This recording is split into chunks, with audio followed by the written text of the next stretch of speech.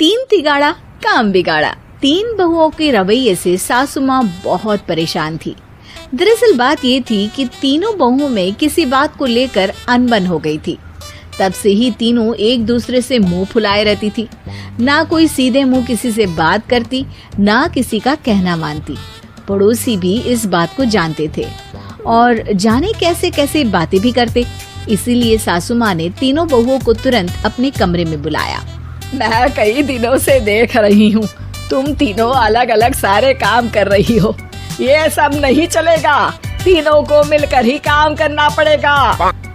सास की बात सुनकर एकदम से बड़ी बहू बोल उठती है। नहीं मम्मी जी, मैं इन दोनों के साथ कुछ नहीं कर सकती। मैं इस घर की बड़ी बहू हूँ, फिर भी ये मेरा कहना बिल्कुल भी नहीं मानती। अरे जेठानी जी, जानबूझकर मुझे डबल काम करवाती है आप, और छोटी मुझसे टेढ़े मुंह ही बात करती है।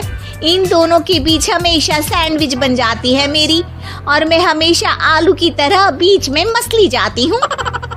मम्मी जी, इन दोनों को लगता है कि मैं छोटी हूँ तो इनके पैरों तले दब जाऊंगी, लेकिन नहीं, मेरा भी उतना ही अधिकार है जितना इन दोनों का है। बड़ी आई दोनों मेरी चुगली करने के लिए, मुझे क्या कम समझ रखा है। तीनों बहू एक दूसरे से बहस करने लगती है और सास दोबारा ये देखकर टेंशन में आ जाती है और सबसे कहती है, चुप हो जाओ, अब से तुम तीनों सारे काम एक साथ करोगी, आंख बंद करके एक दूसरे की बात सुनोगी। तुम तीनों इस बात को गांठ बांध लो, वरना अगली छुट्टियों में तुम्हारा अपना मायके जाना कैंसिल। सास की बातें सुनकर डर के मारे तीनों हामी भर देती हैं। जी मम्मी जी, मैं समझ गई। हाँ मम्मी जी, जैसा आप कहें। आप जो कहेंगी मैं वही करूंगी। तीनों बहू सास की बात को गांठ बांध लेती है और वादा करती है कि अब से सारे काम वो तीनों एक साथ मिलकर ही करेंगी। ये सब देखकर सास खुश हो जाती है और वहां से चली जाती है। नीचे जाकर वो देखती है कि घर में शर्मा जी आए हुए होते हैं। सास जोर से आवाज लगाकर कहती है, अरे बहू, जरा चाय बनाकर तो लाना, शर्मा जी आए हैं। सास की बात सुनकर तीनों बहू तुरंत किचन की ओर भागती है और चाय बनाना शुरू कर देती है। मुझे तो एकदम मसाले वाली कड़क चाय पसंद है, तो हम शर्मा जी के लिए मसाले वाली चाय ही बनाएंगे। अरे नहीं दीदी, गर्मी के मौसम में मसाला चाय कौन पीता है? मैं तो शर्मा जी के लिए इलायची वाली चाय ही बनाऊंगी। ये कैसी बात कर रही हैं आप दोनों? मेरी मम्मी ने सिखाया है कि मेहमान को ज्यादा दूध और शक्कर वाली चाय देनी चाहिए, वरना वो घर वालों को कंजूस समझते हैं। तो मैं तो शर्मा जी को ऐसी ही चाय दूंगी। तीनों बहुएं अपने अपने तरीके से चाय में शक्कर, मसाला, पत्ती सब डाल देती है। उबलने के बाद तीनों मिलकर चाय बाहर लेकर जाती है और शर्मा जी और सासू माँ को देती हैं। चाय पीने के बाद शर्मा जी सासू माँ को देखकर शर्मा जाते हैं और शर्मिंदा महसूस करते हैं कि आखिर उन्होंने चाय पीने के लिए हामी क्यों भरी। सासू माँ भी चाय पीना शुरू करती है और कहती हैं, अरे बहू, ये कैसी चाय बनाई है? चाय है या मीठे दूध की बासुंदी? हाँ, चाय अच्छी नहीं लगी क्या? कोई बात नहीं, हम पराठा बनाकर लाते हैं। चलो चलो अंदर। हाँ चलो। हाँ, आती हूँ मैं भी। नहीं, मेरा पेट चाय ने ही चौपट कर दिया, वही काफी है। पराठे से पोपट नहीं करवाना, मैं तो चलता हूँ। शर्मा जी चुपचाप पतली गली से निकल जाते हैं। अगले दिन सास बहुओं से कहती है, अरे बहू, जाओ जाके ऊपर के गेस्ट हाउस की सफाई कर दो। कल हमारे यहाँ मेरे दूर के रिश्तेदार आने वाले हैं, तो पूरे कमरे को चमका देना, समझी? तीनों बहू सास की बात को मानकर ऊपर सफाई करने चली जाती हैं और तीनों कमरे की सफाई चालू कर देती है।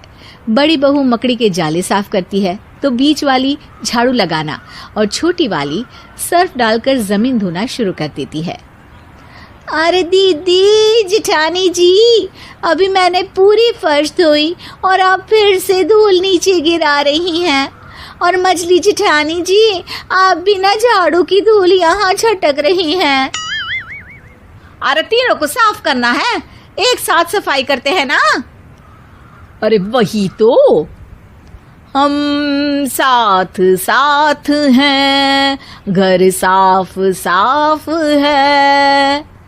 तीनों बहू ऐसे ही काम में उलझ जाती है और 2 घंटे तक एक ही कमरे की सफाई करती रहती है।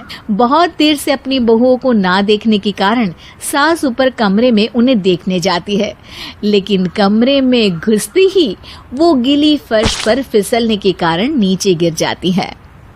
ओरी मोरी मैया, हड्डी मरोड़ के रख दी। आए मेरी तो कमर ही टूट गई रे। तीनों बहुएं सास को उठाती हैं और बिस्तर पर सुला देती है।